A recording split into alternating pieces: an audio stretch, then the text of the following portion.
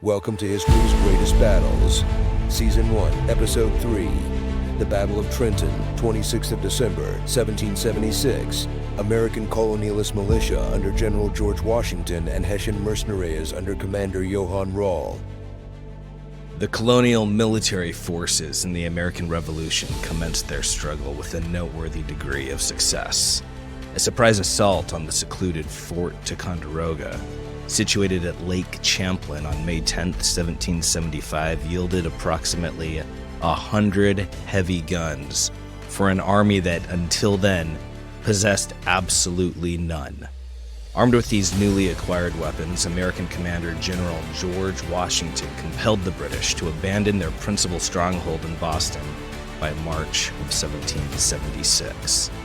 This withdrawal effectively removed the bulk of British forces from the American colonies, neutralizing the immediate threat to the Revolution and stripping the British of a critical port of entry for troops and supplies. To sustain their efforts to quash the rebellion and reassert control, the British were in dire need of a harbor. The next optimal harbor was New York City, which in several respects was even more advantageous than Boston, due to its central position along the colonial seaboard.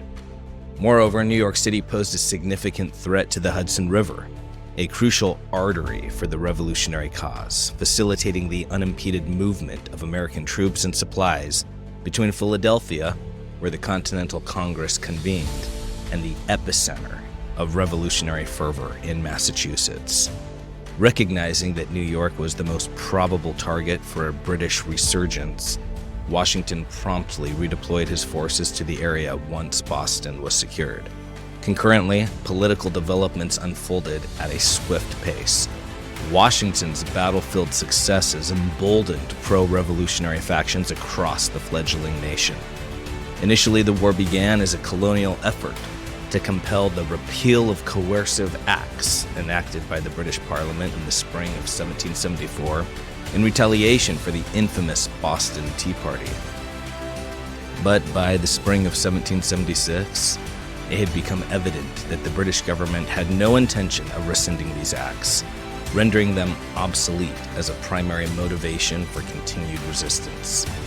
In January 1776, Thomas Paine released Common Sense, a pamphlet that sharply criticized the institution of monarchy and advocated for the establishment of a republican government. Common Sense achieved phenomenal popularity, its direct style and compelling message persuading many colonists of the necessity for radical change. Thus, as the absurdity of monarchy became ever more apparent, as the coercive acts faded into irrelevance, and as the war's tide seemed to favor the colonists, the question arose: why not seize the moment and declare independence? Independence, long cherished by the more radical elements of the revolutionary movement, began to gain widespread support by the late spring of 1776, as the idea of self-governance took hold in the popular imagination. And so on July 2nd, the Continental Congress cast their decisive votes, resolving to sever their ties with Great Britain once and for all. 2 days thereafter, Thomas Jefferson's eloquent Declaration of Independence was adopted, its resounding proclamations echoing across the fledgling nation. On that very day, July 4th, 1776, a day destined for immortality, the British forces returned in overwhelming numbers, determined to reclaim what they believed was rightfully theirs. Washington, anticipating the British advance, had strategically dispersed his forces throughout the New York City area, stationing troops on the mainland, Staten Island, and Long Island, in a bid to deny the British an easy foothold from which to launch their campaign. When the British landed with an initial force of 10,000 men, soon swelled to a formidable 30,000, Washington found himself gravely outnumbered and faced with the daunting task of defending a sprawling, vulnerable position. Realizing the untenability of his spread-out defenses, Washington prudently withdrew his garrison from Staten Island to Long Island, relinquishing the position to British General Sir William Howe. Throughout the summer months of July and August, Washington toiled to fortify his positions on Long Island, even as Howe methodically solidified his own base of operations. In the waning days of August, Howe launched his assault, crossing to Long Island and delivering a crushing blow to Washington's forces. Yet in a moment of hesitation, at a critical juncture, Howe allowed the Americans to slip through his fingers, narrowly avoiding a devastating flanking maneuver. Seizing the opportunity, Washington orchestrated a masterful retreat, ferrying his men across Long Island Sound to the relative safety of the mainland. However, Howe was relentless in his pursuit, clashing with the Americans once more and prevailing at Harlem Heights in mid-September. In late October, another setback at White Plains, north of New York City, marked Washington's third consecutive defeat. Forced to abandon New York, he led his beleaguered army on a grueling retreat across New Jersey into the relative sanctuary of Pennsylvania. Howe, choosing not to press his advantage, instead opted to settle his army into winter quarters, encircling New York City in a vast semicircle that extended from Connecticut to southern New Jersey. Washington's reputation, which had soared to great heights following the triumphant capture of Boston, was now in shambles, tarnished by a series of defeats. With every successive defeat, Washington's army dwindled, its ranks thinned by casualties, captured soldiers, and the growing tide of desertions. The majority of his remaining forces were far from professional soldiers. They were militiamen, drawn from the ranks of the citizenry, as the American military had traditionally relied on such men in lieu of a standing army. Bereft of formal training and suffering from severe shortages in supplies, it was hardly surprising that so few remained steadfast with Washington by the bitter days of November. Those who had not yet deserted had seen their short-term militia commitments expire with the arrival of winter's chill, and most of those who stayed were only bound until the year's end. Considering the string of American defeats and the now dominant position of the British, how could Washington possibly hope to rally the thousands needed to re-enlist come the spring of 1777? The harsh winter, with its biting cold and unforgiving winds, seemed a grim harbinger of the Revolution's bleak prospects in the year ahead. Howe's army was predominantly British, but as was common practice in those days, it was bolstered by a significant contingent of German mercenaries, men who comprised roughly a third of his force. These mercenaries, known collectively as Hessians, after the German state of Hesse, were regularly employed by the British to augment their ranks. Given that British society recoiled at the idea of conscription, and the notoriously harsh conditions endured by rank-and-file soldiers, raising adequate numbers from within the British Isles had long been a challenge during times of war. Thus, the widespread reliance on hired foreign troops became an indispensable element of British military strategy. Although not as ruthlessly unscrupulous as modern-day mercenaries, the Hessians nevertheless bore a tarnished reputation. British regular officers often regarded these hired hands with disdain, but the reality was that the Crown had few other options. As winter descended, Howe distributed his forces across a series of small towns, stationing individual units to occupy these settlements for the season. Back in 1774, Parliament had passed the infamous Quartering Act, granting the military sweeping powers to requisition housing from nearly any civilian. Consequently, securing lodgings for the troops was a simple matter of evicting tenants from their homes or compelling them to house soldiers. The idea of quartering troops in private homes was unthinkable in England, yet it was permitted and even encouraged in the colonies. A gross injustice that led the colonists to denounce the coercive acts, which included the Quartering Act, as the, quote, intolerable acts." End quote.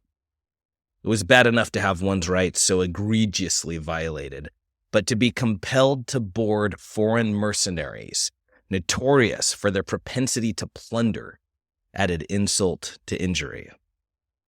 Trenton, New Jersey, was one such town where a Hessian garrison took up residence during the harsh winter of 1776 to 1777. Washington keenly understood that unless he could achieve a swift and decisive victory with the dwindling forces at his disposal, the likelihood of attracting enough recruits in the spring would be slim to none. It was at this critical juncture that Washington began to demonstrate his true mettle, not just as a general, but as a leader of remarkable adaptability and imagination, traits that had been perhaps overshadowed since his setbacks in August.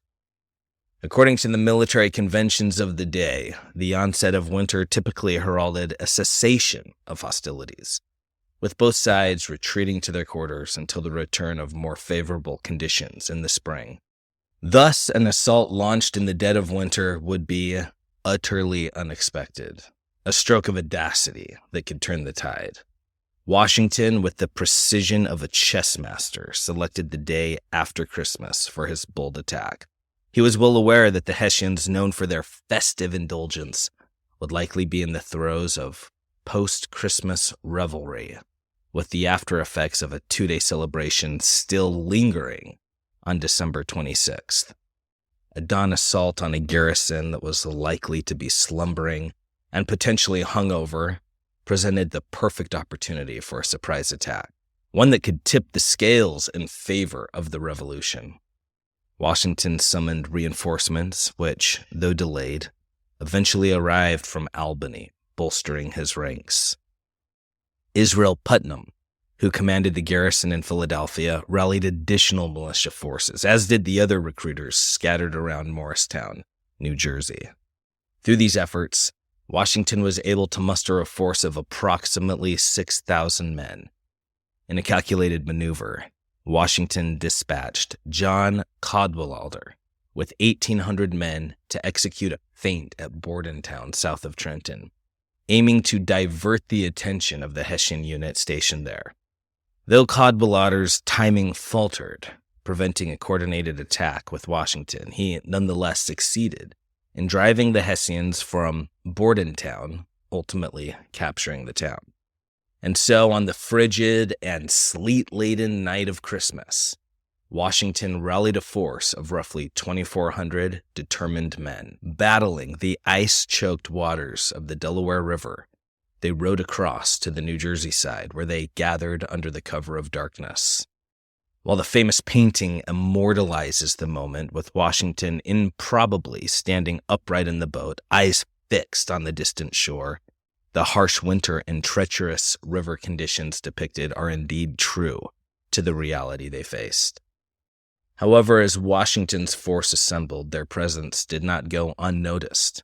A local farmer, still loyal to the crown, caught sight of them. With all haste, the farmer raced to Trenton, determined to alert the garrison to the impending attack. Yet upon reaching the headquarters of Colonel Johann Rall, the loyalist was intercepted by the guard stationed there. Inside, Colonel Rall was deeply engrossed. Accounts vary as to whether it was a poker game or a chess match that held his undivided attention in the early hours of the morning. He was, by his own decree, not to be disturbed.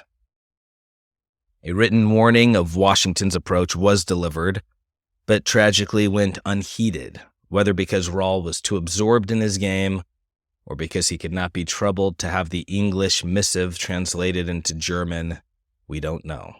Thus, the American attack remained entirely unexpected. When Washington's men struck at the break of dawn, the ensuing battle was brief, a mere 15 minutes of swift and decisive action.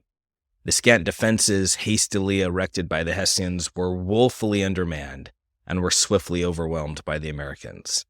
The element of surprise was absolute, and the Hessians were far too unprepared for any meaningful resistance to be mounted. At the cost of only 4 wounded soldiers, the revolutionary forces killed 22 Hessians, wounded 94 more, captured 950, and scattered another 400 to the winds. With Trenton liberated from its unwelcome guests, Washington's triumphant force made the perilous journey back across the Delaware. Joined by Cadwallader's forces freshly arrived from Bordentown, Washington briefly reoccupied Trenton, only to withdraw once more as British forces under the command of Lord Charles Cornwallis advanced. Cornwallis caught up with the Americans at Trenton on January 2nd. Rather than pressing the attack late in the day, Cornwallis chose to encamp his army, preparing for a decisive battle at dawn. All through the night, the British kept a vigilant eye on Washington's campfires flickering in the distance. But as dawn broke on January 3rd, they were shocked to discover the American camp had been abandoned. Under the cover of darkness, Washington had stealthily led his men around the British lines, launching a surprise attack on a separate force near Princeton as the new day dawned. The British forces quickly broke apart after Washington, with indomitable resolve, personally led a charge to rally some faltering militia, securing yet another swift and decisive victory for the Americans. With 2 victories now under his belt, Washington led his men to winter quarters at Morristown, while Cornwallis, licking his wounds, withdrew his garrisons back to New Brunswick, New Jersey, to safeguard his 70,000-pound war chest. While Trenton may not possess the high-profile renown of Saratoga or Yorktown, it was undeniably a crucial precursor to those later triumphs. By the late fall of 1776, the Revolutionary Army was in dire straits, a dire situation that threatened the very heart of the revolutionary cause itself. Up until that point, the entirety of the American military experience had been inextricably tied to the nature of the militia, composed of citizen soldiers rather than professional troops. Although some Americans had garnered experience in European-style warfare during their service alongside British troops in the French and Indian War, and other earlier conflicts where European rivalries spilled over into the New World, for 150 years their primary adversaries had been Native American tribes. These wars against the Native American tribes were typically brief, as the numbers involved were seldom large. Military service was indeed regarded as a public duty, yet it was far from conscription. It was an obligation accepted as part of citizenship, but not enforced through compulsory means. Rather, it was seen as a short-term and sporadic responsibility, one that men took up as an aspect of their civic duty. The transient nature of this service precluded the formation of a standing army. As a result, the colonies had scarcely any professional soldiers. With the outbreak of the Revolution, this already tenuous sense of duty grew even more fragile. The Continental Congress, not yet an elected body at the war's outset, could do little more than posture as a government and hope for the voluntary compliance from the populace. Consequently, as the initial fervor cooled following the early skirmishes, there existed no mechanism to compel continued military service. Washington and his fellow revolutionary generals found themselves in a precarious position where victory was imperative, not only to maintain morale, but also to sustain their dwindling ranks as the fires of revolutionary zeal began to wane. To be sure, there were men deeply committed to the cause, willing to see it through to the bitter end. But many colonists were farmers, bound by the weight of familial obligations, and more often than not, their families took precedence. Undoubtedly, some men would have enlisted in the spring of 1777, regardless of the winter's events. However, to attract the large numbers necessary, most recruits needed the promise of success an assurance that could justify the temporary abandonment of their homes and the perilous risk to their lives. This is precisely why Washington needed a victory and why he set his sights on Trenton as the ideal target. The Hessians, despised for their mercenary nature and brutal reputation, were the perfect adversaries. Defeating them would send a powerful message that the revolution was steadfastly committed to safeguarding the welfare of the citizenry. In a letter penned to a friend the following spring, British officer John Bowater disparaged the Hessians, recounting how they had been vilified and depicted as the very embodiment of evil. Quote, "Government has been cheated by their sending one-half militia and the greatest part of the others recruits, very few veterans among them. They are voted British pay, which their prince cheats them out of one-half. They are exceedingly dissatisfied at this, so that they make it up. They turn their whole thoughts upon plunder. It was their attention to this plunder that made them fall a sacrifice to the rebels at Trenton. Many orations were spoke at Philadelphia and other places to explain to the people what a contemptible enemy they had to cope with. By these and other artful methods, they prevailed on their people to re-enlist, and they now have got a considerable army together." End quote. Furthermore, as seasoned professionals who earned their livelihoods through warfare, the Hessians presented a formidable challenge. A victory over them would go a long way in restoring Washington's faltering reputation as a general, tarnished by 3 consecutive defeats since August. For Washington, securing a victory was imperative, not just for the revolution, but for his own standing, an essential element in rallying new recruits. In this regard, the Hessians were an ideal target, serving a dual purpose in his strategic calculus. The subsequent triumph over British forces at Princeton was the crowning achievement, the final flourish to his master stroke of a winter campaign.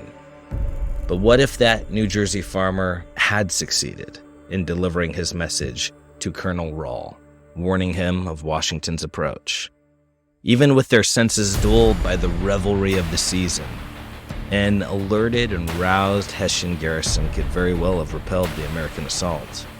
A fourth defeat in such quick succession would likely have spelled the end of the American Revolution, extinguishing the fledgling cause before it had fully taken root. Though Howe had proven himself to be far from a military genius, with the revolutionary forces so diminished, could he have possibly failed to restore British control? Such a restoration would not have been permanent, for the simmering hostilities between America and Britain had been festering for years. Yet a military victory in 1777 would have undeniably set back the cause of American liberty, possibly for generations to come. Had the British government adopted the wisdom of compromise and treated the American colonies with the same diplomacy it later showed to Canada, the trajectory of the British Empire, and indeed the world, would have been irrevocably changed forever.